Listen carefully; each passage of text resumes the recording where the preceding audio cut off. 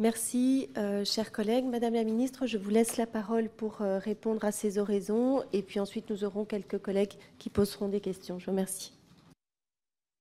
Merci beaucoup, Madame la Présidente. Merci à toutes et tous. Peut-être quelques mots d'introduction avant de répondre à vos questions point par point. Vraiment vous redire que ce programme est très dense, très copieux, et peut-être vous donner quelques exemples de la liaison qui peut en être faite entre le contenu de ce programme. Et je pense que, parce que vous avez soulevé un point essentiel qui est en effet que les 3 séances annuelles, qui ne sont pas une nouveauté, la loi existait déjà et ça n'était pas appliqué pour beaucoup de raisons, mais l'une des raisons, à l'évidence, c'était l'absence de programme. Quand on ne sait pas ce qu'on doit enseigner, c'est difficile de mobiliser son temps, son énergie pour des sujets qui ne sont pas faciles. On sait que il y a certaines familles au sein desquelles ça n'est pas facile. Et de la même manière, les professeurs sont aussi, probablement aussi des parents, et certains d'entre eux peuvent avoir des difficultés, ce qui explique pourquoi nous devons en effet envisager une formation, un soutien, un accompagnement. Peut-être voir que ce ne sont pas forcément des professeurs qui seront en premier. Parfois, ça peut l'être, parfois pas. Il peut y avoir des intervenants du monde de la santé scolaire, des infirmières, des médecins scolaires, mais des psychologues éventuellement scolaires, mais également des associations externes, des intervenants extérieurs. Vous les avez évoqués et je vais y revenir. Mais pour vous illustrer un petit peu comment ce programme peut s'articuler sur les sujets d'égalité femmes-hommes, puisque nous sommes à la délégation aux droits des femmes, je voudrais vous donner cet exemple qui est mis en œuvre par un Français qui est passionné de foot et qui travaille sur le foot au féminin, mais pas seulement, mais en particulier sur le foot au féminin, et qui a mis en place des règles de jeu modifiées du foot pour pouvoir inciter à l'égalité filles-garçons. Et ce sont des règles qui marchent très bien et qui montrent qu'à travers une séance de sport, on peut aussi accéder à des programmes d'éducation à l'égalité filles-garçons, femmes-hommes. De la même manière, il déploie des programmes d'éducation à la santé, d'éducation à l'hygiène, d'éducation à la protection de soi et à la protection de sa propre santé, des programmes de prévention. Et tous ces programmes, si je vous en parle, c'est qu'ils sont mis en œuvre dans une partie du monde dans lesquelles là, la proportion d'hommes qui reconnaissent avoir violé une femme au moins une fois dans leur vie est absolument, je ne vous citerai pas le chiffre, tellement il est ahurissant. Et on voit combien ces programmes sont indispensables. Donc c'est pour vous dire, je voulais insister là-dessus pour montrer le lien, les initiatives qui peuvent être prises entre les programmes que j'ai évoqués dans mon propos liminaire, les programmes courants de nos jeunes, notamment par exemple le sport, mais ça peut être dans d'autres programmes, et le lien avec ce programme qui est très très complet. Ensuite, vous dire qu'en effet, il y a des sujets, alors je vais peut-être les prendre les uns après les autres, évidemment, sur les interventions extérieures. Vous dire que les associations qui peuvent être mobilisées pour intervenir dans nos écoles ne sont pas n'importe quelles associations. Il y a des critères auxquels elles doivent répondre, elles sont contrôlées. J'ai moi-même posé la question en disant, au fait, mais une fois qu'elles sont contrôlées, tous les combien de temps sont-elles contrôlées? Je crois que c'est tous les 5 ans, si je ne me trompe pas, qu'elles sont contrôlées. Et il y a une vigilance accrue qui est apportée. On a parfois eu dans la presse, dans les médias, des retours d'associations qui n'avaient pas forcément le souci de mettre en œuvre ce programme comme nous l'envisageons. D'autre part, dire aussi que dans ce programme, compte tenu de sa densité, vous voyez les 3 parties, l'éducation à la vie affective, relationnelle et à la sexualité, il peut y avoir des associations qui vont intervenir, par exemple, sur la prévention des maladies sexuellement transmissibles, par exemple, et d'autres associations qui pourraient intervenir sur un autre champ de ce programme, par exemple la vie relationnelle.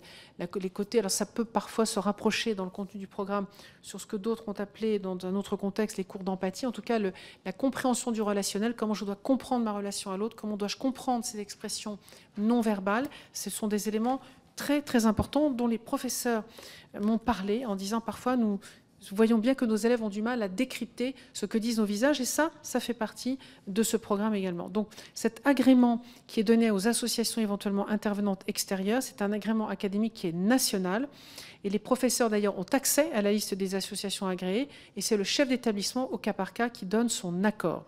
Je voulais vraiment préciser cela parce qu'évidemment, vous l'avez souligné, ce ne sont pas des séances qui sont prévues pour être prises sur le volume de cours habituel. Vous l'avez soulevé, évidemment. Il ne s'agit pas de réduire le volume habituel des autres programmes de nos élèves.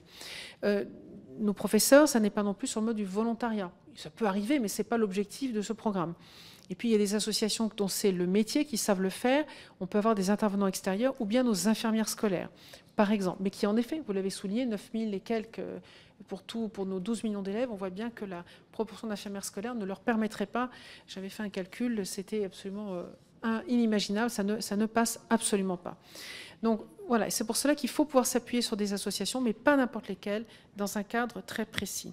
Peut-être répondre également à Madame Laureau sur le contenu. Le contenu plus précis, vous m'avez interrogé sur le contenu des cours. Vous savez, j'ai appris une chose en étant, Madame Laureau est partie, mais peut-être sa collègue pourra le lui transmettre. Comme médecin, pour le coup, vous savez, il ne faut pas négliger et mépriser, prendre de haut ce qu'un enfant peut comprendre. Moi, je l'ai vu comme médecin. Vous avez des enfants très jeunes, très très jeunes, qui savent parfois ni lire ni écrire, et qui ont à faire face à des maladies extrêmement complexes, et qui comprennent tout très vite, y compris des vocabulaires compliqués, beaucoup plus vite que nous. C'est à nous de nous mettre à leur portée et à trouver les mots pour leur expliquer. Par conséquent, moi je crois que les enfants peuvent comprendre beaucoup plus qu'on ne croit, et que les sujets de la description du corps humain leur est accessible à un très jeune âge sans aucune difficulté. Je ne vois vraiment pas pourquoi ça poserait un quelconque problème. Donc la compréhension du corps, de son fonctionnement, peut être expliquée, je peux vous le confirmer, et comme médecin cette fois-ci, que c'est possible à un très très jeune âge. Il n'y a aucun obstacle à cela, et le programme est tout à fait cadencé, mesuré, progressif, pour respecter ensuite les stades de développement et de la maturité de nos élèves.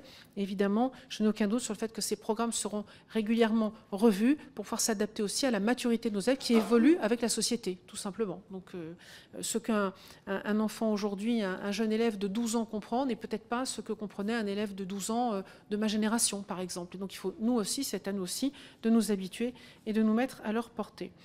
Vous m'avez interrogé sur la contradiction avec la Convention européenne des droits de l'enfant. Non, il n'y a aucune contradiction. Moi, je n'ai pas vu où vous pouviez y voir une contradiction. Je ne le vois absolument pas.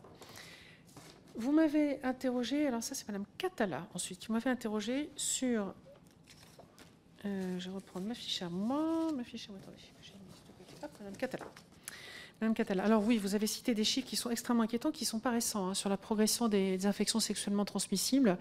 Moi, je l'ai vu comme médecin, on l'a bien vu, avec notamment le progrès, le paradoxe, c'est des progrès qu'on a fait d'un côté, on fait reculer la vigilance de l'autre, et qu'on a vraiment un sujet d'éducation important, qu'on arrive, notamment au-dessus de 15 ans, on sait qu'en gros, entre l'âge de 15 ans et 50 ans à peu près, le contact avec le monde médical, sauf qu'à particulier exceptionnel, n'existe pratiquement plus. Donc du coup, il n'y a plus l'opportunité pour qu'un médecin puisse engager une conversation avec un jeune et l'alerter, le sensibiliser. D'où l'importance de ces programmes, du milieu scolaire, du milieu étudiant après, des parents. Moi, j'aimerais bien que les parents soient mobilisés, mais on sait combien c'est difficile. C'est pas moi qui vais éduquer les parents, mais enfin, ça ne m'empêche pas de faire un appel quand même à leur vigilance.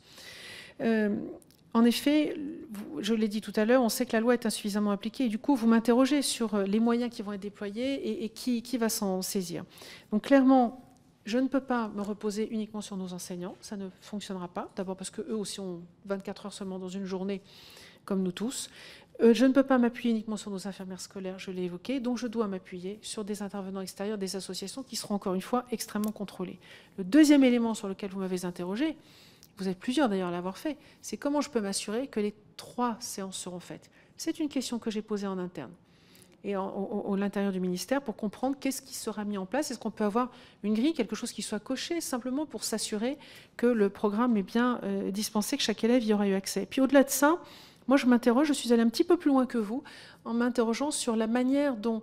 Parce qu'il y a l'élève qui peut être présent le jour de la séance, et puis il y a l'élève qui peut ne pas être présent, et puis il y a l'élève qui peut aussi ne pas avoir pu poser toutes les questions qu'il voulait poser. On voit bien qu'une séance d'1 heure, par exemple, peut susciter quantité de questions auxquelles on n'a pas forcément la réponse, simplement pour une question de temps tout de suite. Je souhaiterais, donc je mène une réflexion pour voir comment on peut donner accès à nos élèves à ce programme, non seulement à travers les 3 séances annuelles, qui sont indispensables, dont je veux trouver à mettre en place. Je n'ai pas la réponse à vous donner aujourd'hui, mais c'est clairement présent dans mon esprit. Quels outils je peux déployer pour m'assurer que ces 3 séances sont effectivement dispensées sur la totalité des élèves, c'est niveau par niveau. Je crois que ça commence en maternelle, le programme. Donc, classe par classe, m'assurer que chaque élève aura bien eu ces 3 séances. Mais ensuite, est-ce que je pourrais trouver une solution pour que nos élèves puissent également avoir accès à ce programme, en plus de ces 3 heures, au moment où lui a besoin de se poser une question. Évidemment, ça ne tombe pas pile poil au moment de la séance. Donc ça, c'est une autre réflexion que je mène. Je n'ai pas la réponse, mais je voulais vous dire jusqu'où je poussais ma réflexion, parce que je pense que c'est un élément très important. On sait bien que les jeunes, et comme nous adultes d'ailleurs, nous pouvons nous poser une question au moment où nous sommes en interaction avec notre enseignant, notre responsable ou l'association. Et puis évidemment, c'est une fois sorti, c'est comme avec le médecin, qu'on a 18 questions qui se posent et qu'on n'a plus la personne devant nous pour y répondre. Donc ça, c'est un élément sur lequel je travaille aussi, et j'espère pouvoir vous apporter des réponses dans les mois qui viennent. C'est un élément très important, puisque je confirme que ce programme doit être mis en place, déployé à partir de septembre 2025. En revanche, je ne peux pas donner d'explication, la raison, la question m'a été posée, pourquoi ce programme n'a pas été publié, mis en application en même temps que le programme de MC. Je n'étais pas là, donc je ne peux pas vous répondre. C'est Mme Kelouachi qui m'a posé cette question. En revanche, ce que je sais, c'est que quand je suis arrivée, on m'a tout de suite soumis ce programme. J'en ai pris connaissance. Vous m'avez aussi interrogé là-dessus. Je n'en ai pas changé une virgule. Je vais être très claire. Je le trouve très complet, très bien fait. Il n'y a pas de raison que j'en change une virgule. Et ni un mot, ni quoi que ce soit. Et donc, j'ai demandé à ce qu'on avance sur la publication de ce programme, parce que plus tôt il sera publié, plus tôt nos associations pourront s'en saisir, plus tôt nos professeurs, plus tôt nos infirmières pourront s'en saisir. Je ne voyais pas comment, en le publiant en juin, on pouvait avoir une mise en œuvre efficace à partir du mois de septembre. Donc c'est pour ça que là, il pourra être publié dès qu'il sera passé au Conseil supérieur de l'éducation. Alors, s'agissant des moyens plus financiers dont vous m'avez parlé, et sur la mise en œuvre de ce programme, je n'ai pas de réponse précise. Vous voyez mon hésitation à vous répondre. Vous n'aura pas échappé que nous avons des contraintes auxquelles l'éducation nationale doit se prêter également comme d'autres, mais pour autant, ça ne veut pas dire que je veux que ce programme passe à la trappe et soit la victime de cela. Donc, je n'ai pas de réponse précise à vous apporter, parce que moi, j'y travaille encore et je veux m'assurer que académie par académie, école par école, classe par classe, on puisse donner ce programme. C'est trop important. Et là, je vais vous parler, pas seulement comme ministre de l'Éducation nationale, parce que ce que vous avez évoqué tout à l'heure, sur la progression des infections sexuellement transmissibles, moi, je l'ai vu comme médecin, et ça ne date pas d'hier. Et ça, ce n'est pas acceptable. Moi, je suis de la génération SIDA 82. Et ça, je l'ai vu. Et je ne peux pas laisser ça progresser. Ça, ce n'est pas possible. C'est un enjeu de santé publique qui nous dépasse. Donc, il faut absolument agir. Je ne laisserai pas passer ça. Je ne baisserai pas les bras. Je n'ai pas toutes les réponses, mais vous pouvez croire en ma détermination. Je veux que tous nos élèves y aient accès. C'est un enjeu, c'est difficile. On passait de 15% à 100%. Je ne vous dis pas qu'on va y arriver du premier coup. Mais si on ne se met pas une ambition de 100%, on n'arrivera à rien. Donc, c'est sans ambition, on ne fait rien. Donc, moi, je l'ai. J'ai trop présent ce que j'ai vu dans les années 80. Alors, je voudrais donner sur le sujet des IST, des infections sexuellement transmissibles, l'exemple aussi du vaccin contre le cancer du col de l'utérus, le papillomavirus, qui est désormais, il y a toute une campagne qui permet de rendre ce vaccin accessible au collège. Ce n'est pas forcément toujours déployé. On sait que parfois il peut y avoir une résistance des parents. Il y a aussi un travail à faire auprès des parents pour que les parents acceptent que leur enfant soit vacciné. Mais vraiment, cette lutte, pour moi, est absolument indispensable. Il faut dire aussi que, évidemment, dans ce programme, il y a tous les aspects, on en a parlé, le côté santé, le côté lutte contre les violences sexuelles et sexistes, contre les violences intrafamiliales, contre les violences entre personnes, tout simplement, et que c'est évidemment une priorité et qu'il faudra mener, et notamment on sait qu'il y a toute une information qui peut être passée à travers ce programme pour lutter contre les mariages forcés. Moi je le sais, puisque je l'ai vécu de manière très rapprochée, j'en ai connaissance, c'était dans les années 90, ce dont je vais vous parler, c'était en effet les mariages forcés, les unions forcées qui obligeaient des jeunes filles, dès lors qu'elles étaient réglées, de quitter le territoire national pour être mariés et donc quitter notre système scolaire. Donc c'est un enjeu qui dépasse même le programme que nous avons là pour pouvoir sensibiliser à l'importance de la prévention des unions forcées, des violences de toute nature, des violences contre nos enfants et de l'importance évidemment de l'école et de l'émancipation par l'école. Et l'éducation nationale y jouera tout son rôle. Sur la formation des enseignants. Alors ça, c'est important parce que même si tous ne sont pas amenés un par un à dispenser cette formation, moi je crois à l'importance de cette formation. Il y a déjà un module de formation qui est prévu aujourd'hui dans toutes les formations initiales de nos enseignants. Il y a déjà un module de formation pour être formés à ce nouveau programme d'éducation à la vie affective, relationnelle et à la sexualité. Ce programme va se déployer pour être rendu, sa mise en œuvre, la mise à disposition de ce programme sera obligatoire à partir de la rentrée 2025. Il y aura un séminaire national qui sera organisé début 2025 et qui sera décliné dans tous les plans académiques de formation, pour que cette formation soit accessible à tous. Il y aura en plus, ajouté à cela, un parcours de formation à distance sur la plateforme dite Magistère, et ça sera ouvert à partir de décembre, dès que ce sera passé en Conseil supérieur de l'éducation. Et puis il y aura des ressources pédagogiques et des outils qui seront disponibles sur EduScol. Sur la formation à distance, pour être plus précise, le magistère, elle contient 8 modules de 1h30 à 2h chacun et qui recouvrent les axes qui vont suivre. On a qu'est-ce que ce programme ?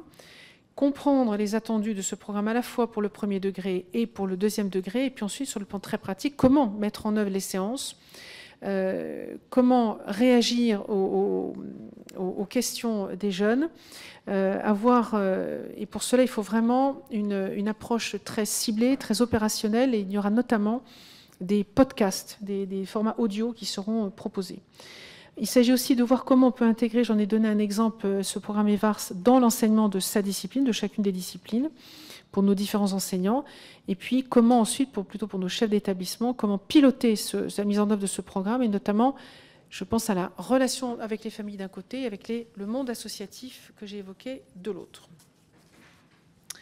Alors, est-ce que j'ai répondu à peu près toutes les questions? Est-ce qu'il m'en reste encore des questions? Alors, Monsieur Bonnet qui vient de partir. Alors, vous savez, M. Bonnet évoquait le sujet de l'inceste. Donc, savoir que nous, à l'Éducation nationale, au ministère, nous suivons les préconisations de la CIVIS, avec le 2I, pardon. On agit sur 2 axes principaux, c'est-à-dire d'abord qui est éduquer et prévenir, et ensuite c'est repérer et protéger. Et donc, les programmes d'EVARS, justement, ils sensibilisent au sujet du consentement. Et ce programme, il va contribuer à la prévention de toute forme de violence. On va parler dans ce programme des violences physiques, des violences verbales, des violences psychologiques, du harcèlement évidemment, de la notion d'emprise également, et puis de toutes les formes de violences sexistes et sexuelles, y compris l'inceste qui sera évoqué. Il s'agit vraiment que dès le plus jeune âge, l'enfant puisse travailler et comprendre ce qu'est la notion de consentement ou de refus. Savoir dire non, apprendre à un enfant à savoir dire non. Il peut le dire très jeune, entre 1 an et demi et 2 ans et demi, mais quand il grandit, il faut lui apprendre le discernement qui lui permet de dire clairement non au bon moment et quand c'est nécessaire. Et puis le deuxième axe, c'est de mieux repérer et protéger, lors notamment des rendez-vous de dépistage et de prévention qui sont à l'école et au collège, avec, je le sais, vous allez me le souligner, des difficultés, mais j'y travaille également pour l'accès à ces différents rendez-vous de prévention. Donc on a l'application métier des infirmiers, l'application qui s'appelle LIEN, L-I-E-N, qui comprend justement ces données relatives aux violences sexuelles. On y trouve des indicateurs statistiques qui seront développés à partir de l'an prochain. Mais ça ne distingue pas évidemment les violences sur mineurs, sur majeurs. La violence est toujours une violence. Les infirmières aussi peuvent procéder, c'est important, au signalement à des procureurs, également aux cellules d'information préoccupantes, les IP. Et puis enfin, les médecins de l'éducation nationale, certes, ne sont pas nombreux, 960 aujourd'hui, mais ils sont en lien avec les centres ressources pour les intervenants auprès des auteurs de violences sexuelles, ce qu'on appelle les CRIA-VS. Voilà pour ce sujet de la lutte contre les violences intrafamiliales. Et puis, alors, un exemple que je voulais vous donner sur les liens entre les séances qui sont proposées. Je vais prendre l'exemple d'un élève de CM2. Si on veut faire un lien avec le cours de sciences et technologies, si on prend l'objectif qui s'appelle « Connaître et comprendre les changements de son corps et celui des autres », eh bien, les activités, par exemple, ce sera d'apprendre scientifiquement, je dis bien scientifiquement, on est bien en CM2, hein, on est bien en CM2. Je disais bien en CM2, ce que sont...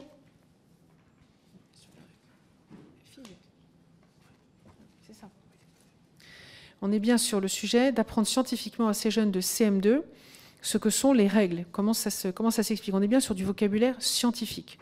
Un deuxième exemple, si on veut faire le lien avec l'éducation aux médias et à l'information, l'EMI, l'objectif, si on prend l'objectif connaître ses droits pour un usage sécurisé du numérique, eh bien l'activité sera de se familiariser avec les notions de sécurité et de protection sur Internet.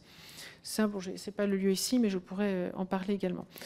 En troisième exemple, le lien avec le français, avec les cours de français. Si l'objectif c'est de se protéger des violences sexistes et sexuelles, l'activité, ça peut être prendre connaissance des numéros d'urgence, ça peut être aussi de travailler sur des textes dans lesquels c'est évoqué, sur d'ailleurs des sujets, puisqu'on parle d'égalité femmes-hommes aujourd'hui, ça peut être, je donne l'exemple, dans un cours soit d'art, soit de français, soit d'histoire d'ailleurs, d'aller voir en ce moment le film qui s'appelle Louise Violet, qui parle d'une institutrice qui se trouve nommée dans un petit village à la campagne en 1889.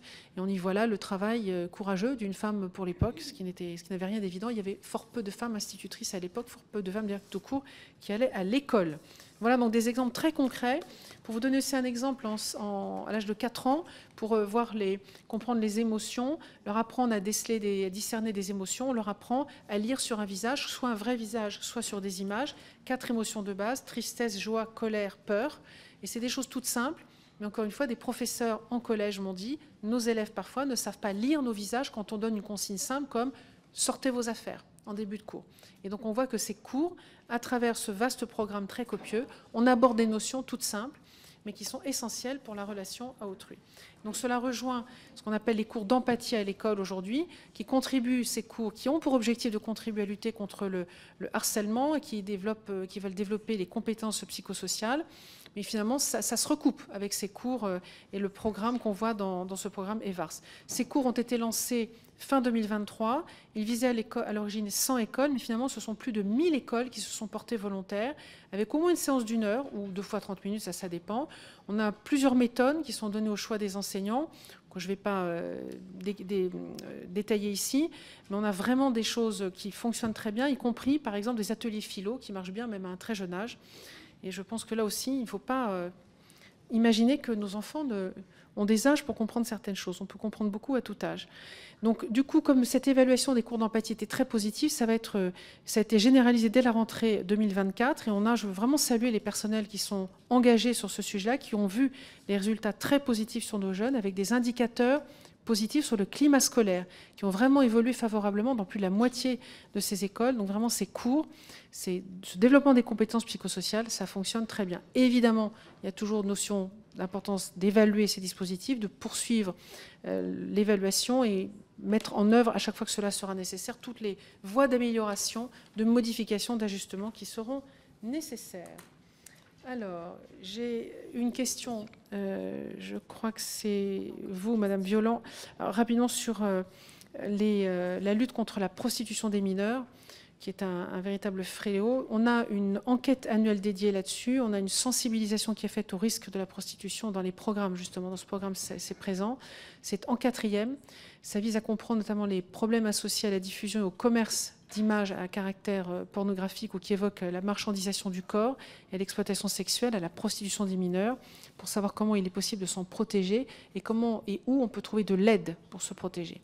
Et ça sensibilise également, l'objectif est de sensibiliser dans le cadre également de l'éducation aux médias, le programme EMI, pour continuer à les sensibiliser au risque de prostitution en ligne, de tout ce qui est lié à la prostitution qu'on peut trouver sur les réseaux sociaux, toujours sur les sujets de marchandisation du corps sur Internet, de diffusion non consentie de contenus intimes qui sont parfois publiés d'ailleurs par les jeunes eux-mêmes. Et puis travailler aussi sur la banalisation des contenus pornographiques. Je crois qu'aujourd'hui, un jeune sur deux a eu accès, un garçon sur deux dit avoir eu accès à des contenus pornographiques à l'âge de 11 ans, je crois, et qui peuvent donc aggraver ces risques aussi d'être soumis à des images, à des contenus, à des propos qui peuvent évoquer le risque de prostitution. Donc voilà un petit peu ce que nous faisons. Il y a également une formation des personnels de l'éducation nationale au repérage, à l'orientation des mineurs qui seraient victimes de prostitution. On a actuellement un guide sur la prostitution des mineurs qui est en cours de rédaction avec la DGESCO et l'association qui s'appelle le NI. Voilà, le mouvement du NI. Voilà ce que je pouvais vous dire et tout ça est accessible sur EduScol. Je crois que j'ai d'autres questions. Alors, juste sur une dernière chose sur la santé mentale, ça a été évoqué, dire qu'il y aura des assises de la santé scolaire qui se tiendront en décembre. On pourra évoquer ce sujet. Voilà déjà pas mal de réponses que je pouvais vous apporter. Merci pour la précision de vos réponses. Et